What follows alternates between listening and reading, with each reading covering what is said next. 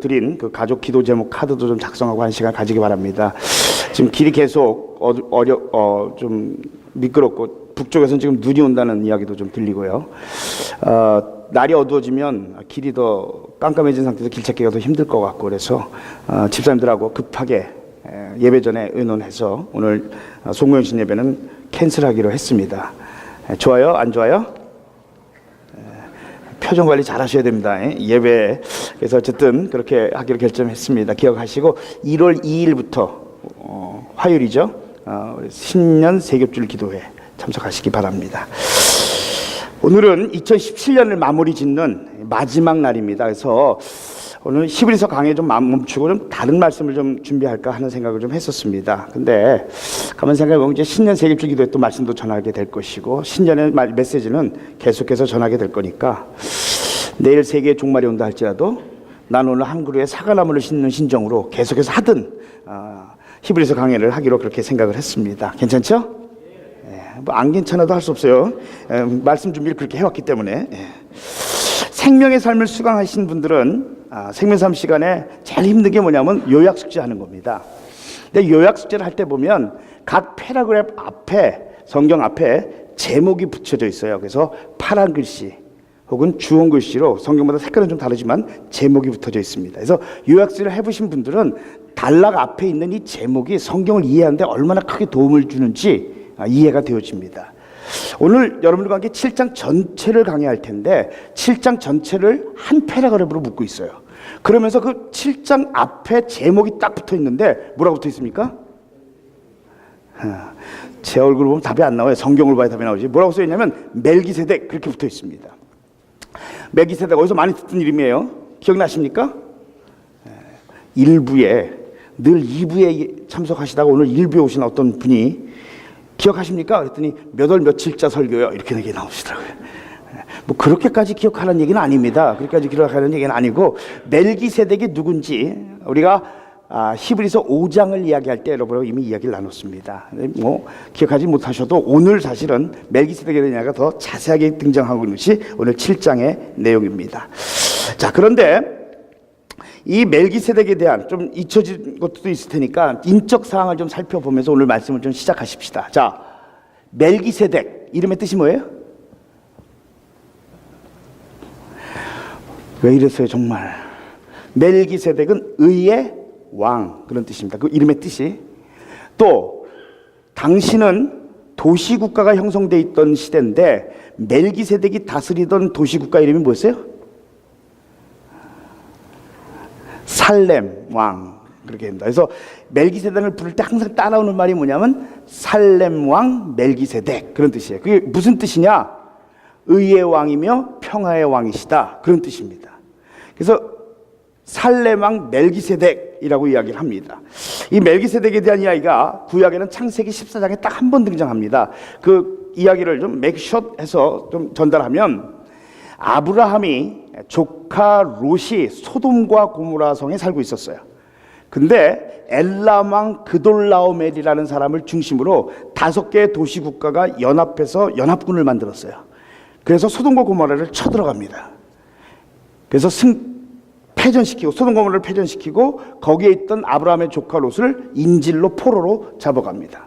이 이야기를 듣는 아브라함은 자기가 데리고 있던 사병 318명을 데리고 출전합니다.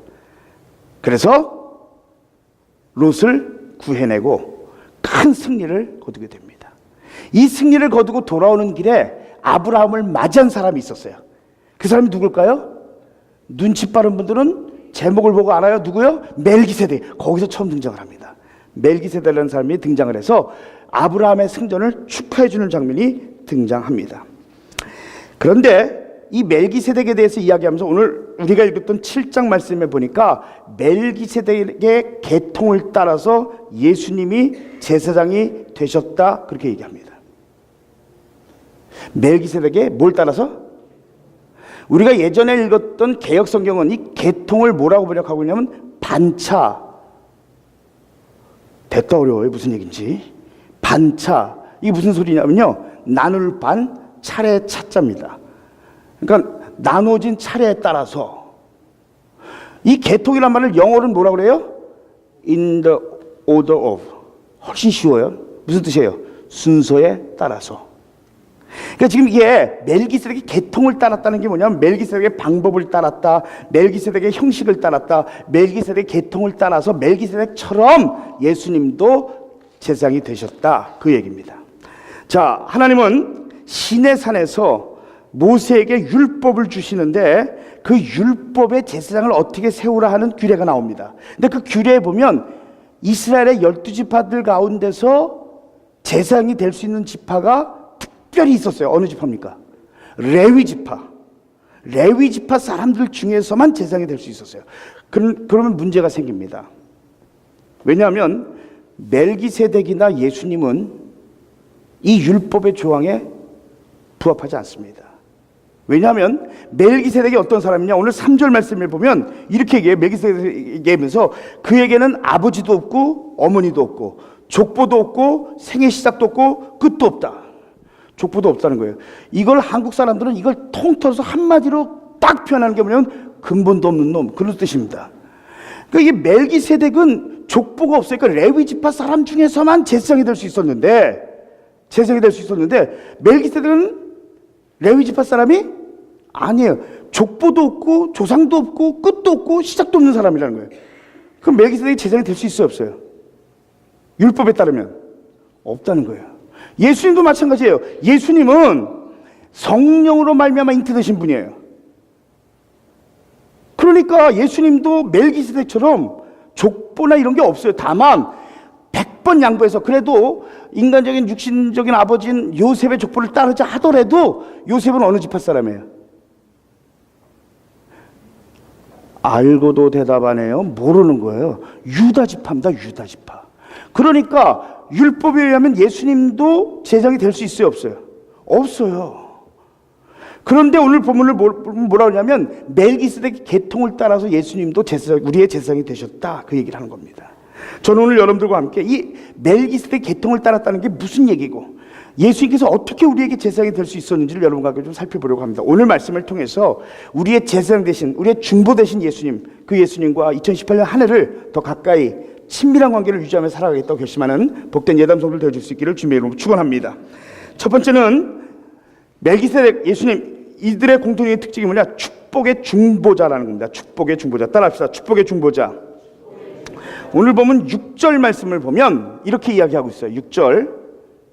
그러나 멜기세덱은 그들의 족보에 들지도 않았지만 아브라함에서 10분의 1을 받았고 하나님의 약속을 받은 그 사람을 어떻게 했어요? 축복해 주었다 그럽니다. 아브라함의 이 본문을 보니까 아브라함이 어떤 사람이냐? 아브라함은 약속을 받은 사람이에요. 아브라함이 받았던 약속이 뭐예요? 하나님께서 아브라함을 갈대아우르에 있던 아브라함을 부르시면서 내가 너로 큰 민족을 이루게 하겠고 너로 하여금 이 땅에 거하는 모든 민족들의 축복의 근원이 되게 될 거다.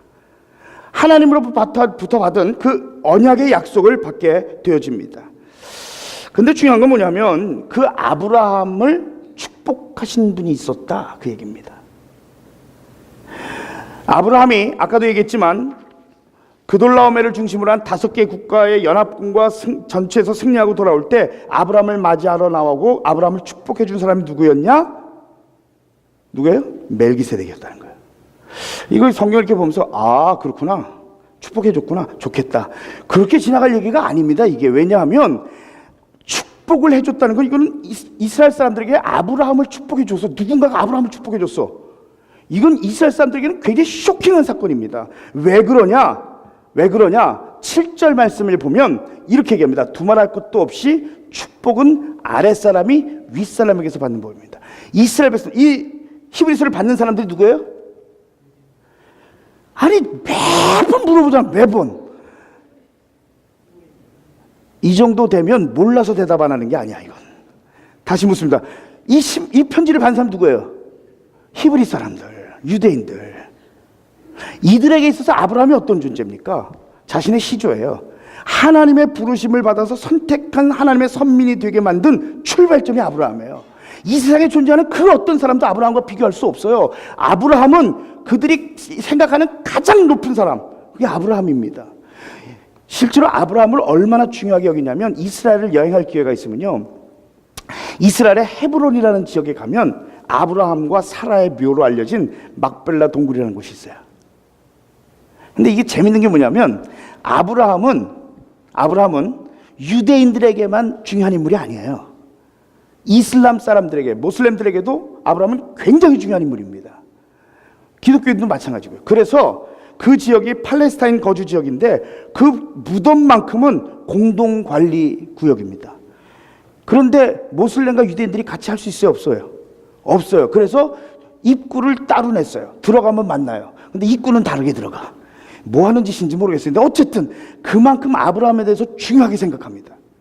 그런데 그런 아브라함이 이 세상에 거주했던 그 누구보다도 우리의 시조이신 아브라함 최고인 줄 알았는데 그분을 축복한 사람이 있었다는 거예요.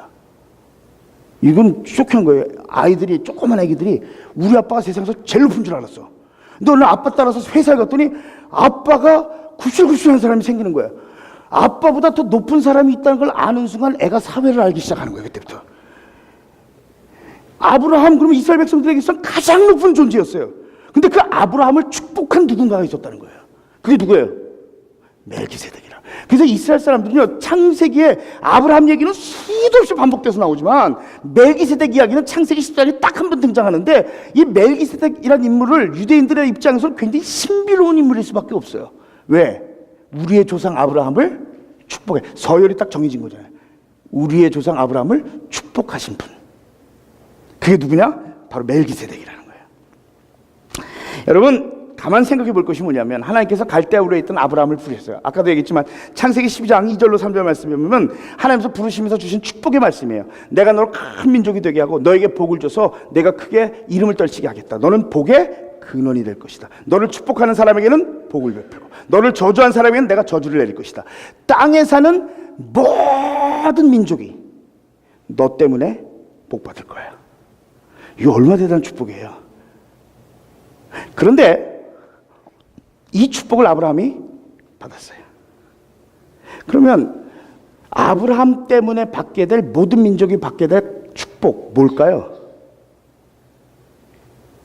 네?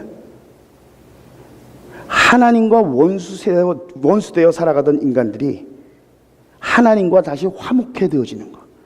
이게 축복의 근원이신 하나님을 다시 만나는 거. 이 얘기를 하고 있는 거예요. 근데 그걸 위해서 하나님이 누굴 선택하신 거예요?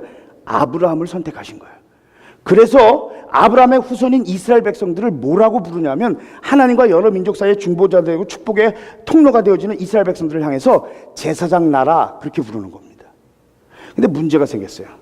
그렇게 제사장 나라를 삼은 이스라엘 백성들이 자기가 하나님으로부터 선택됐다는 선민 사상에 사로잡혀서 그거는 붙들고 있으면서 이스라엘 백성들이 해야 될 자신의 의무는 안 하는 거예요.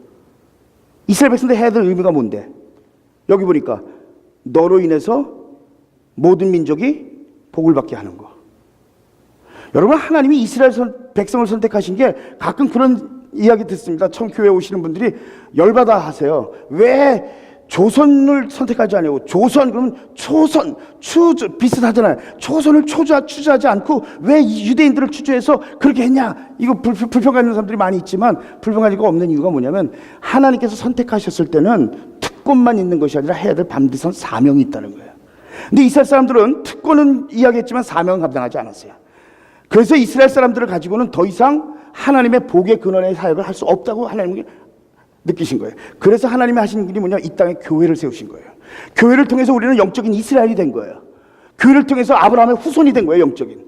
그렇기 때문에 교회를 향해서도 하나님이 가지고 계신 계획이 있는데 그게 뭐냐면 내가 너를 선택하여 내 자녀로 삼았다.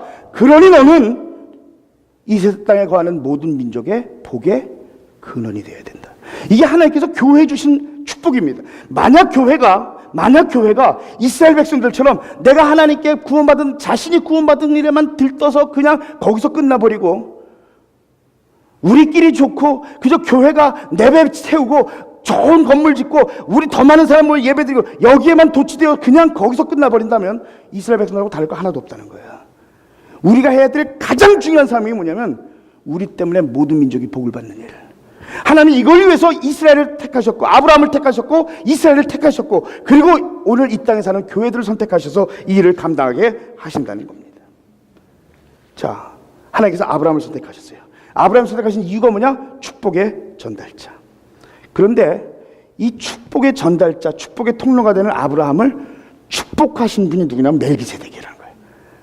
멜기세덱이 아브라함을 축복하셨다. 그러니까 뭐냐면 멜기세덱은 아브라함은 하나님이 선택하신 제사장, 이스라엘은 하나님이 선택하신 제사장 나라, 오늘날 교회는 제사장, 교회 성도들이 해야 될 가장 중요한 직분은 제사장. 그런데 멜기세덱은 제사장의 제사장. 왜냐하면 제사장을 축복한 사람이니까. 이건 제 말이 아니고 오늘 보면 8절 9절 말씀을 보면 그렇게 얘기합니다. 한편에서는 죽을 수밖에 없는 사람들이 10분의 1을 받고 다른 한편에서는 살아계시다고 입증되는 분이 그것을 받았습니다. 말하자면 10분의 1을 받는 레위까지도 아브라함을 통해서 10분의 1을 바친 셈이 됩니다. 여러분, 이게 지금 11조를 바치는 거에 대한 생각을 하고 이 본문을 보면 이해가 잘 안 됩니다. 이게 무슨 얘기인지. 이게 무슨 얘기냐면 아브라함을 멜기세덱이 축복할 때 멜기세덱에게 아브라함이 바친 게 있었어요. 그게 뭐냐면 자기가 전리품을 수거해서 전리품 중에 얼마큼을 10분의 1을 바치고 받은 멜기세덱이 아브라함을 축복해 준 거예요. 이게 하나님의 법칙 속에서, 그래서 10분의 1을 줬다는 말은 그 말 속에는 무슨 의미가 포함되어 있으냐면 그것을 받고 축복을 부어 주었다, 그 얘기가 포함되어 있는 겁니다. 이건 축복의 개념으로 좀 바라봐야 합니다. 그래서 이 레위 지파 사람들, 하나님께서 이스라엘 백성들 중에 레위 지파를 선택을 하는데 이 제사장 직분이잖아요. 그래서 제사장이 하는 일이 뭐냐면 하나님께서 모든 지파 사람들에게는 다 땅을 주셨어요. 경작하도록. 근데 유독 레위 지파에게는 땅을 안 줍니다. 굶어 죽으라고? 왜 안 줬어요? 다른 지파 사람들이 수확한 것의 10분의 1을 하나님께 드리면 그것으로 제사장들이 먹고 살도록 하나님이 그렇게 법칙을 세워 놓으신 거예요. 그러면 제사장들은 그걸 받고 하는 일이 뭐냐 하면 하나님과 이스라엘 백성 사이의 중보에 들어가서 그들에게 하나님의 축복을 연결시켜주는 역할을 감당하는 것이 제사장인 레위 지파 사람들의 일이었다는 거예요.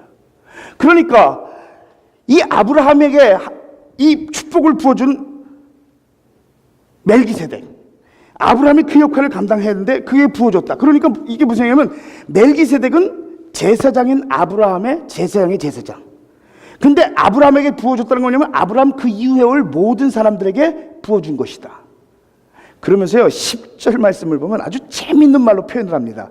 같이 읽어봅시다. 시작. 멜기세덱이 아브라함을 만났을 때는 레위는 아직 자기 조상 아브라함의 어디에 있었다고요? 허리 속에 있었다. 너무 재밌는, 이게 한국 사람들은 절대 표현 안 쓰는 표현입니다. 이스라엘 사람들의 표현입니다. 이게 뭐냐면 이겁니다. 자, 멜기세덱이 아브라함을 만났어요. 자, 아브라함이 그 후에 아브라함이 아들을 낳았어요. 그 아들이 뭐예요? 족보를 잘 정리해야 됩니다. 족보 꼬이면 안 돼요. 다시, 아브라함의 아들이 누구예요? 이삭의 아들이 누구예요? 야곱. 야곱의 아들들 중에 누가 나왔어요? 레위. 레위의 아버지가 누구예요? 거꾸로 하면 몰라요? 족보 정리 다시 합시다. 레위의 아버지가 누구예요? 야곱의 아버지가 누구예요? 이삭의 아버지가 누구예요? 아브라함. 그런데 그러니까 아브라함이 멜기세덱을 만났을 때 레위는 태어났어요, 안 났어요? 앞으로 태어날 사람에 대해서 얘기할 때 뭐라고 표현하냐면 허리 속에 있었다, 이렇게 표현하는 거예요. 너무 재밌잖아요, 이 표현. 나만 재밌구나. 근데 어쨌든 그러니까 결국 뭐냐면 멜기세덱이 아브라함을 만났어요. 아브라함을 축복했어요. 그러면 그 허리 속에 들어있던 누구까지 축복했다는 소리예요? 레위까지 축복했다는 소리예요. 그렇기 때문에 멜기세덱은 제사장의 제사장이다. 여러분, 이거는요 예수님도 마찬가지라는 거예요. 예수님도 마찬가지. 우리가 예수 그리스도를 통해서 예수 그리스도를 거듭나고 거듭난 그리스도인들을 향해서 성경에서 뭐라고 말하냐면 너희는 다 왕 같은 제사장이다. 여러분 제사장이세요? 옆 사람 한번 보세요. 제사장이 어떻게 생겼나? 그렇게 생겼어요, 제사장이. 성경 너희는 다 왕 같은 제사장이다, 그렇게. 제사장이 뭐 해야 되는 사람이라고? 하나님과 원수된 세상 사이에 들어가서 이 둘을 연결시켜주는 역할을 하는 게 제사장이라는 거예요. 근데 솔직히 우리끼리니까 얘기지만 우리가 그럴 만한 위인들이 되냐고. 나는 좀 배고프고 굶어도 내 옆에 있는 놈이 축복받았으면 좋겠어요? 우리 아이는 지지군상 잘못돼도 옆집 아이는 잘 됐으면 좋겠어요? 왜 그러세요? 대답을 좀 해보세요. 우리는 안 그래요, 안 그래. 여러분, 어쩔 수 없이 인간이 굉장히 이기적입니다. 내가 잘 되고 나 잘 먹고 잘 사는 거, 이게 우선적 관심이에요. 그런 우리들이 무슨 제사장, 세상과 원수들, 하나님과 원수의 세상 속에 들어서 하나님과 세상을 아유, 정말 개도 물어가지 않은 소리 하지 말라는 거예요. 여러분, 우리가 그럴 만한 존재들이 아니라는 거예요. 그래서 필요한 게 뭐냐면요, 그런 우리들이 왕 같은 제사장직을 계속 감당하기 위해서는 우리에게 복을 부어주시는 분이 있어야 한다는 거예요. 그게 누구냐? 제사장의 제사장 대신 예수님. 그래서 우리가 잘 알고 있는 야고보서 말씀에 보면 우리에게 이렇게 말합니다. 같이 읽읍시다. 시작. 여러분이 얻지 못하는 것은 구하지 않기 때문입니다. 구하여도 얻지 못하는 것은 자기 쾌락을 누리기 데 쓰려고 잘못 구하기 때문입니다. 이게 무슨 얘기냐면, 하나님이 제사장 직분을 감당하기 위해서 하나님께 구하는 것, 우리가 하나님께 주신 사명을 감당하기 위해서 하나님께 구하는 것, 하나님이 그걸 기쁨으로 공급해 주시는 하나님이세요. 왜? 하나님 우리를 제사장으로 세우셨기 때문에. 근데 우리가 구하는 것들의 대부분은 그거 아니에요. 날 위한 거.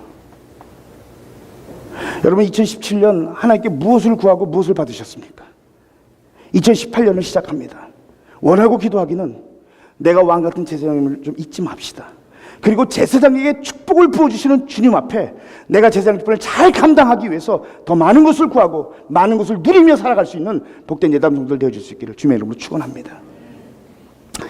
멜기세덱의 계통을 따라서 제사장이 되신 예수님, 그것은 축복의 중보자예요. 두 번째는 멜기세덱의 계통을 따라 제사장이 되셨다 하는 것은 뭐냐? 생명의 능력입니다. 따라합시다. 생명의 능력. 오늘 16절 말씀을 같이 보면 이렇게 얘기하고 있어요. 16절을 보니까 그는 제사장의 혈통에 대해서 규정한 율법을 따라 제사장이 되신 것이 아니라 썩지 않는 뭘 따라서? 생명의 능력을 따라 되셨습니다. 여러분, 사실은요, 히브리서 전체 중에 오늘 우리가 다루고 있는 이 7장이 제일 어려운 장이에요. 그 일주일 동안 이걸 어떻게 어렵지 않게 전달할까 굉장히 고민을 많이 했는데, 그래도 어렵다. 대책 없는 거예요. 그거는 그냥 어려운 채로 있으셔야 돼요. 그래서 중요한 게, 그래서 예수님이 제사장 되심, 이게 히브리서의 핵심인데, 어떻게 예수님이 제사장이 되셨냐? 멜기세덱 계통을 따라서 됐다. 근데 멜기세덱의 계통을 따른다는 게 뭐냐? 첫 번째는 축복의 중보자다, 그 얘기야. 두 번째는 뭐예요? 생명의 능력으로 말미암아 된 것이다. 성경이 그렇게 말합니다. 그러면서 예수님은 제사장의 혈통에 대해서 규정한 율법을 따라 된 것이 아니다, 그렇게 말합니다. 자, 그러면 제사장의 혈통에 대해서 규정한 율법, 그 율법에 따르면 누가 제사장이 될 수 있다고? 누가 될 수 있다고? 제가 어렵다는 얘기를 괜히 했어. 다 이해하다가도 이거 어려운 건데 그럼 괜히 어려워지기 시작해요. 쉬운 거예요. 다 쉬운 거예요. 다시, 이 지금 얘기하고 있는 혈통에 대해서 규정한 율법에 따르면 이스라엘 지파 중에서 제사장이 될 수 있는 지파가 어디? 오직 레위 지파만 될 수 있어요. 자, 그럼 하나 질문. 왜 레위 지파만 제사장이 될 수 있었을까? 왜 하나님이 레위 지파 중에서만 제사장을 세우라고 하셨을까? 하나님 마음이죠. 하나님의 주권적인 결정이죠. 그럼 할 말은 없어요. 맞아요. 그 맞는 말인데 왜 그런 결정을 하셨냐고요. 여러분, 성경을 보면 하나님께서 레위 지파를 선택하셔서 아주 중요한 사건이 하나 등장합니다. 그게 뭐냐면, 사실은 창세기에 보면 야곱이 아들들을 축복할 때 보면 레위와 시므온은 떠돌이 인생에 대한 축복을 줍니다. 그러니까 별 축복, 거기는 제사장에 대한 얘기 아무리 죽었다고 살펴봐도 안 나옵니다, 그거. 그럼 언제 왜 레위를 선택하셨냐 하면요, 모세가 이스라엘 백성들을 애굽에서 탈출시켜서 광야를 향해 가서 시내산에 이릅니다. 그리고 모세는 하나님의 명령에 따라 시내산에 올라가서 하나님의 율법을 받습니다. 십계명과 여러 가지 규례들을 받아요. 그러고 있는 사이에 산 밑에 있는 이스라엘 백성들, 이 인간들이 뭐 하고 있었어요? 네? 네, 우상을 만들었어요. 우상이 뭐의 형상이었어요? 금돼지, 복돼지, 소의 송아지. 금송아지를 만들어 놓고 그걸 우상 숭배하고 경배하고. 하나님이 가장 미워하는 게 뭐냐면 우상을 숭배하는 거예요. 하나님이 주신 십계명 가운데 첫 번째 계명이 뭐냐면 내 앞에 다른 신을 두지 말라. 이스라엘 백성들은 송아지 우상을 만들어 놓고 절하고 있었던 거예요. 모세가 내려왔어요. 이런 썩을 놈들 어떻게 이럴 수가 있어? 그래서 하나님의 벌을 주시는데, 이스라엘 백성들의 죄에 대해서 하나님께서 벌을 주시는데, 그 벌을 내리는 장면 속에 레위 지파 사람들이 등장합니다. 한번 볼까요? 출애굽기 32장 26절부터 보면 이렇게 말합니다. 26장, 모세는 진옥에 서서 외쳤어요. 누구든지 주님의 편에 설 사람은 나에게로 나오십시오. 그런데 여러 지파 사이에서 사람들이 나온 게 아니라 뭐라 그랬냐면, 레위의 자손이 모두 그에게로 모였다, 그렇게 말합니다. 그리고서는 이 레위 지파 사람들에게 일러서 이 문에서 저 문을 다니며 있는 대로 죽이게 하고, 결국 그 칼에 죽은 사람이 몇 명? 3,000명. 이게 벌이었어요. 하나님 어떻게 그렇게 무자비한, 지금 그게 아니고 지금 핵심은 뭐냐면, 여기 누가 나왔다는 거예요? 레위 사람들. 모르겠어요. 성경은 자세하게 얘기하고 있지 않아요. 정말 다른 사람들이, 다른 지파 사람들이 금송아지 섬기고 막 난리칠 때 자기가 정결함을 유지하고 깨끗함을 유지하고 있었는지, 그러다 나온 건지, 아니면 이들도 우상을 섬겼지만 모세 이야기를 들고 회개하고 통회하면서 모세에게 왔는지, 성경 그건 얘기하고 있지 않아요. 다만 하나님께서 찬스를 주시고 기회를 주시고 그들이 돌이킬 수 있는 상황을 만들어 주셨어요. 뭐냐? 누구든지 지금까지 네가 어떻게 살았든 상관없이 누구든지 주님의 편에 설 사람은 지금 나와라. 그 말을 듣고 나왔던 사람이 레위예요. 하나님 이걸 너무 귀하게 여기셨던 거예요. 그리고 그 레위 지파 자손 대대로 제사장의 직분을 감당하며 살아갈 수 있도록 하신 거예요. 이렇게 레위를 통해서 하나님은 그 일들을 감당하게 하셨다는 거예요. 그런데 중요한 건 뭐냐면, 이게 율법의 규례대로, 율법에서 정한 규례대로 레위 지파 사람들, 하나님께 인정받은 레위 지파 사람만이 제사장이 될 수 있는 거. 그런데 우리가 아까도 살펴본 대로 예수님은 육신적으로 무슨 지파 가운데 오셨어요? 유다 지파 가운데 오셨어요. 레위 지파 아니라는 거예요. 그러니까 제사장이 규례에 대해서 얘기하면 그 규례대로 제사장이 된 건 아니다라는 거예요. 그러면서 말하는 게 뭐냐면, 예수님은 생명의 능력으로 되셨다, 그렇게 말합니다. 아마 비춰주는데 제가 인용을 못 해놨을 텐데 11절 말씀 제가 읽어드릴 테니까 보세요. 11절에 이런 얘기가 나옵니다. 그런데 이렇게 하나님께서 귀하게 여기셔서 제사장 직분을 맡겼지만, 이 레위 계통의 제사장과 관련하여 이스라엘 백성은 율법으로 지령을 받기는 하였습니다. 그러나 만일 그 제사직으로 완전한 것이 이루어질 수 있었다면 아론의 계통이 아닌 멜기세덱 계통을 따른 다른 제사장이 생겨날 필요가 어디에 있었겠습니까? 그러니까 이게 무슨 얘기냐면, 그렇게 율법의 규례대로 레위 사람들 가운데서 세운 제사장만으로 완전하게 죄사함과 완전한 구원을 이룰 수 있었다, 없었다? 없었다. 그래서 멜기세덱의 계통을 따른 다른 제사장을 세워야만 했다, 그 얘기입니다. 그게 뭐냐면 예수님의 생명의 능력이에요. 어떻게 하냐? 멜기세덱이요, 아브라함을 축복하기 위해서 아까 나왔다 그랬잖아요. 아브라함이 누구랑 싸웠다고요? 한국? 미국? 누구랑 싸웠다고요? 엘람왕 그돌라오멜. 누구하고 얘기를 했더니 가가멜하고 이름이 비슷하다 그러는데, 누구한테 얘기했더니 가가멜하고 이름이 비슷하다. 가가멜 누군지 알아요? 스머프. 가가멜이 아니고 같은 멜이라고, 같은 멜이 아니에요. 그돌라오멜. 하여튼 몰라도 되겠네. 별로 중요한 거 아니야. 근데 어쨌든 거기랑 싸우고 돌아오는 길에 아브라함이 누굴 만났어요? 멜기세덱. 근데 그 멜기세덱이 아브라함의 승전을 축하하기 위해서 나오는 그 자리에 중요한 걸 들고 나옵니다. 뭐요? 빵과 포도주. 와우. 예수님께서 교회에 두 가지 중요한 성례식을 주셨어요.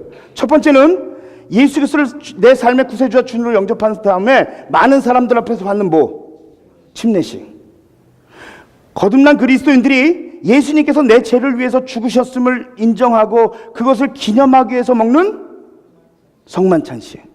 성만찬식에 반드시 뭐가 들어가야 돼요? 예? 성찬식 한 번도 안 해봤어요? 뭐가 들어가요? 빵과 포도주. 그 뭘 상징해요? 빵은 예수님이 나를 위해 찢기신 몸, 포도주는 예수님이 나를 위해 흘리신 피. 결국 그 희생의 대가로 말미암아 우리가 구원을 얻게 된 거.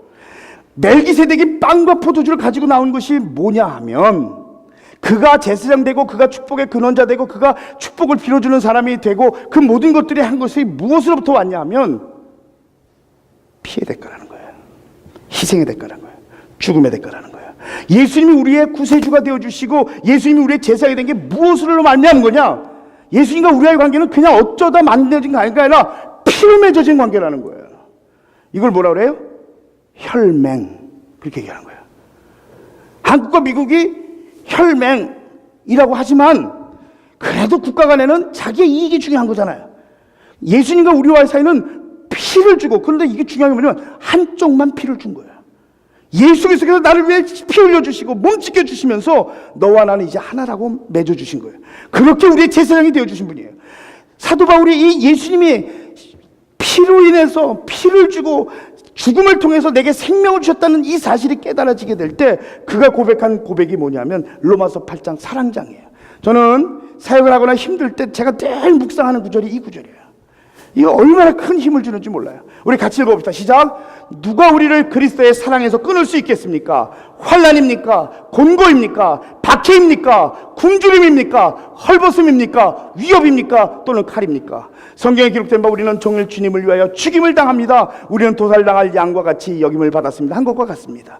그러나 우리는 이 모든 일에서 우리를 사랑하여 주신 그분을 힘입어서 이기고도 남습니다. 나는 확신합니다. 죽음도 삶도 천사들도 권세자들도 현재일도 장래일도 능력도 높음도 깊음도 그 밖에 어떤 피조물도 우리를 우리 주 예수 그리스도 안에 있는 하나님의 사랑 안에서 끊을 수 없습니다. 왜? 그분은 피를 주고 생명의 능력으로 우리를 구원하신 분이시기 때문에. 예수님이 우리의 제사장 되심은 그냥 혈통 같은 거 레위 자손의 피에서 왔으니까 그거 아니고 자기를 죽여 피 흘려 나를 위해 희생해 주시며 그 생명의 능력으로 우리를 구원하시고 우리의 제사장 되어 주셨기 때문에 이건 절대 변하지 않는다는 거예요. 마지막 세 번째, 주님이 우리의 제사장 되심이 뭐냐? 따라합시다. 더 좋은 언약. 21절 22절 말씀 한번 보십시다. 그러나 예수께서는 자기에게 말씀하신 분의 맹세로 제사장이 됐다. 뭘로 제사장이 됐어요? 뭘로? 맹세로. 어떤 맹세냐? 주님께서 맹세하셨으니 주님은 마음을 바꾸지 않으실 것이다. 너는 영원히 제사장이다 하셨습니다. 이렇게 해서 예수께서는 더 좋은 언약을 보증하는 분이 되셨습니다. 이게요, 한글 성경의 한계가 뭐냐면 이겁니다. 언약. 무슨 뜻이에요? 언약. 말씀 안에 약속한 약이에요. 그럼 뭐예요? 말로 약속하는 거예요. 미국 생활하면서 우리가 늘 듣는 얘기가 뭐냐면 야, 말로 약속한 거 갖고 안 돼. 이거 수수없이 듣잖아요. 사인 받아야 되고 계약서에 정확하게 사인을 해놓지 않으면 안 돼. 인간이란 지 말을 수없이 바꾸는 인간들이기 때문에. 그렇잖아요? 그러니까 우리가 생각할 때 언약, 그럼 별로 안 중요하게 느껴져요. 계약서가 더 중요하지. 근데 여러분, 이 언약이라는 단어가, 이 언약이란, 영어로 covenant라고 번역을 했는데 헬라어 원어에 무슨 언어를 사용하냐면 디아다케라는 단어를 사용합니다. 헬라어로. 근데 이 디아다케는 아무 때나 쓰는 단어가 아니에요. 이 단어는 뭐냐면 유언입니다. 유언. 그런데 이거예요. 숨이 막 넘어가고 있는데 뭔가 남길 말이 있어요. 그 상황에 종이하고 펜좀 가져와. 그걸 못하잖아요. 아이패드 가져와. 이걸 못하잖아요. 지금 막 숨이 넘어가고 있는 상황에서 마지막 남아있는 힘을 다해서 한마디를 뱉는 게 뭐예요? 빚 갚어. 그리고 죽었다. 그럼 이건 증언이에요. 이게 뭐냐면 이거 유언이잖아요. 유언. 유언이라는 건 뭐냐 하면 죽기 전에 효력이 없지만 죽고 나서부터 효력이 발생하는 걸 유언이라 그래요. 근데 여기서 말하는 우리가 말하는 언약이라는 건 그냥 아무 때나 말로 약속하는 게 아니라 그 죽음의 순간 약속하는 유언과 같은 거예요. 디아다케가 바로 그때 쓰는 단어입니다. 그런데 중요한 게 뭐냐면 예수님께서는 우리에게 이 언약, 이렇게 중요한 약속을 통해서 보증해 주셨다, 그렇게 말합니다. 이게 구약의 단어는 베리트라는 단어를 씁니다. 이 베리트라는 단어는 뭐냐면 언제 쓰는 단어냐면 왕과 신하와의 관계에서 쓰는 단어예요. 왕과 신하.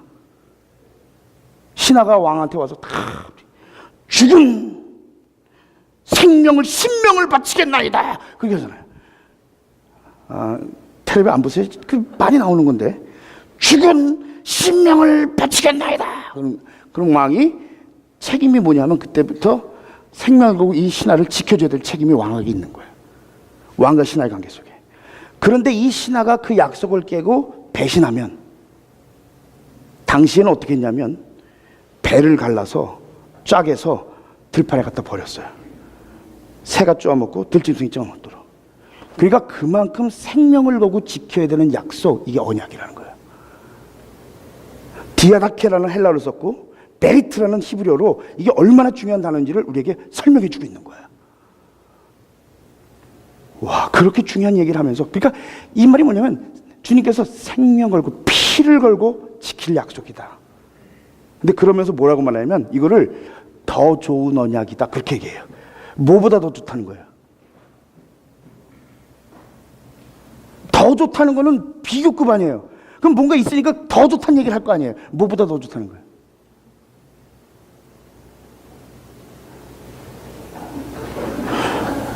몰라서 가만히 있는 거예요?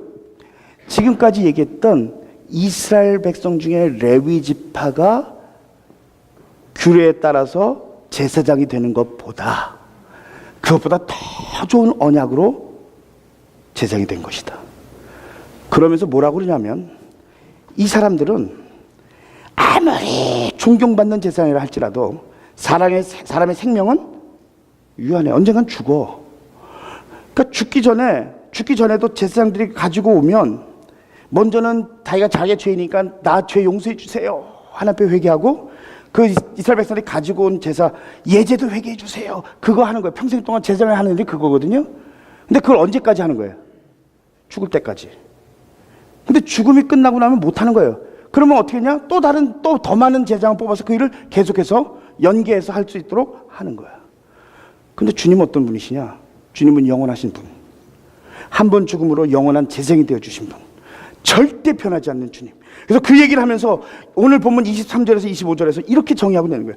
레위 계통의 제사장들은 죽음 때문에 그 직무를 계속할 수 없어서 그 수가 많아졌습니다. 그러나 예수는 영원히 계시는 분이시므로 제사장직을 영구히 간직합니다. 우리를 위해 중보자가 되었을 뿐 아니라 지금 이 시간도 하늘에 오르셔서 충보하며 우리를 위해 중보하고 계신 분이 예수님, 영원한 제사장이신 분이시다. 따라서 그는 자기를 통하여 하나님께 나오는 사람들을 완전하게 구원하실 수 있는 유일한 분이시다. 그는 늘 살아계셔서 그들을 위하여 중재의 간구를 하십니다. 말씀해 줍시다. 2017년 한 해를 마감하면서 우리가 분명히 점검해야 될 게 뭐냐면, 여러분 중에 예수님하고 어떤 관계를 맺고 계세요? 예수님과 얼마나 친밀한 관계를 유지하고 계세요? 2018년 우리가 한 해를 시작하면서 여러분 많은 계획들이 있을 겁니다. 그러나 우리가 절대 놓치지 말아야 될 것은 2018년 주님과 더 친밀한 관계를 유지하겠다. 왜냐하면 그분은 나에게 복의 복을 더하시는 축복의 중보자시요, 그분은 생명의 능력과 생명의 언약으로 우리와 절대 변치 않는 약속을 맺으신 제사장이기에 그분과 더 가까이 나아가고 그분이 주시는 축복 가운데 거하고 그분과 함께 걷는 2018년 한 해가 되어질 수 있기를 주님의 이름으로 간곡히 축원드립니다. 기도하십시다.